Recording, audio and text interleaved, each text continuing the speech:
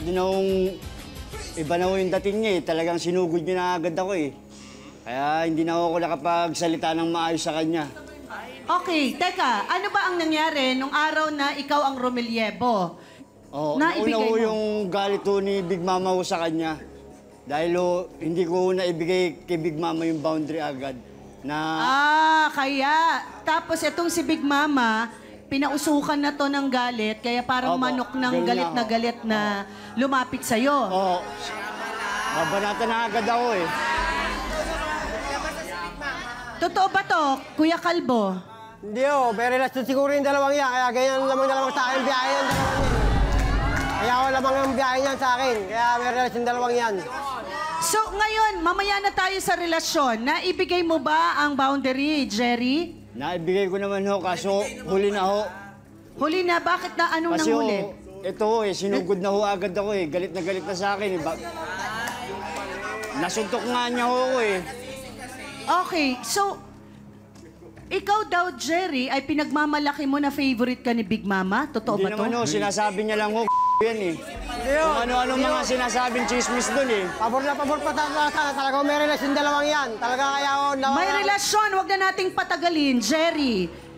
Meron ba kayong relasyon ni Big Mama? Hindi ho, totoo yun. Hindi?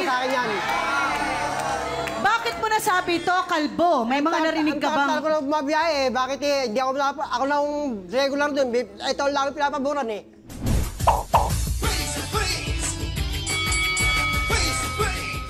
Kahit ipahawak ko po sa kanya. Hindi, sinungaling ka eh. Gusto mo pakita ko yung ebidensya. O yung account po. Gusto mo pakita ko yung ebidensya conversation natin sa cellphone ko. Ginawa ko lang po yun. Alam mo, huwag mo akong lolokohin. Ginagawa ko to para sa inyo eh. Para sa anak na XB. Kahit saan tayo makarating, ikaw yung talo kasi Oo, haharapin kita. Kasi may mga conversation ako. Hiningihan mo ako ng 500. Okay, ikaw ang umahawak. Papa Bong, may laman ng 20K yung PayPal.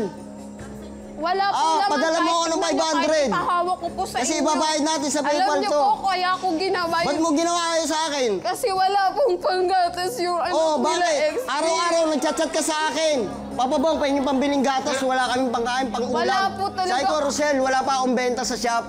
Mamaya pag may benta ako, padadalang kita ng GCash. Iyan po yun eh. Ay po na ano. Simula naghirap po ako. Kung 3...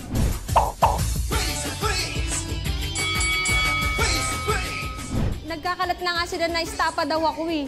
Sabi ko, paano ko na-istapa? Wala nga akong pera. Oo, kailangan ko ng pera, pero hindi ako istapador. Hindi ako mukhang pera. Nagkaka-interest po siya sa pera na pinadala sa akin. Magkano itong perang pinag-uusapan natin, yung huling pinadala? 4,500 po. 4,500. Eto, may issue rin daw na Jessica ay inaagaw din ni Jessica daw ang afam mo, Marvin. Di po yun totoo, sinasabi lang po nila yon. Naging loyal po ang foreigner sa akin. Kasi siyempre, seryoso po siya naman. Tapos ano nangyari? Naman, ganda-ganda mo. Nagtaka po ako, nag-advise yung foreigner sa akin. Dapat, Mardy, pag nagsisend ako ng pera, huwag mong sabihin sa kapitbahay mo o sa kaibigan mo dahil pera po yun. Kasi meron pong kaibigan ko nag-add friend po sa kanya sa Facebook. Ngayon po, sabi ko sa kanya, sabihin niya po kung ano po yung pangalan. Iyan nga po yung sinabi niya. Kaso lang, meron po siyang nickname na ginamit ako nagpaparinig ngayon, ako yun. Dapat ako dapat. Yung totoong pangalan, ang ginamit niya. Kumbaga, gumawa po siya ng sariling account sa Facebook.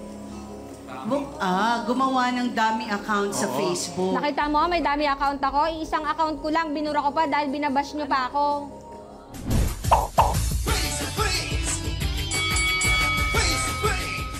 Time na hawak ko yung pera niya, sinundo ako ng barangay dahil na-disgrasya yung kapatid ko, saka yung anak niya nasaksak. Ngayon, hawak ko na yung pera niya, sinundo ako bigla ng barangay, natid ako sa Rodriguez, Hospital ng Marikina.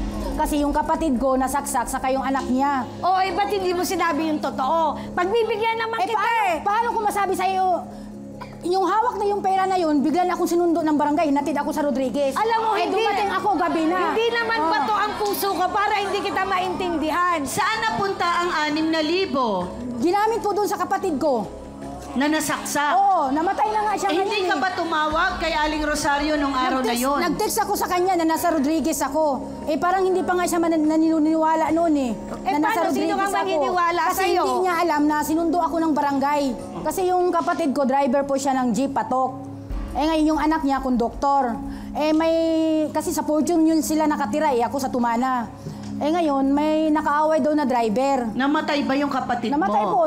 Last Sunday lang, nilibing siya, dinala siya sa Bicol. Ayoko sabihin karma kasi sabi nila... Kapala mo ka mo, chairman ka pala. Ay, oo. Ayoko talaga magsalita ng masakit. Kaya lang kasi naaawa pa ako sa'yo. Yan ba ang chairman?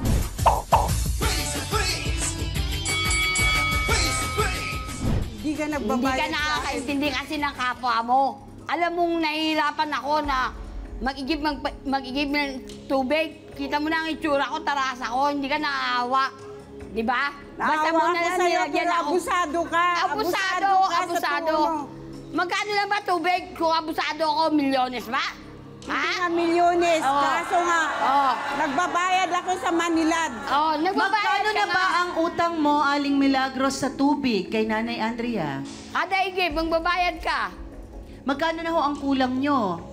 Kasi hindi kayo nagbayad yata nung nakaraan. Isang beses lang, ganun na. Siguro may mga mga 3,000 ng utang niya sa akin. 3,000, Mama Carla. Pinalipas ko na yun, hindi ko na sinisingil yun. Totoo ba ito? Ganoy, anong 3,000? Araw-araw mag-iib ka, araw-araw magbabayad ka. Tapos sasabihin mo 3,000? Papayag ka ng ganon? Ngayon lang. Ngayon lang.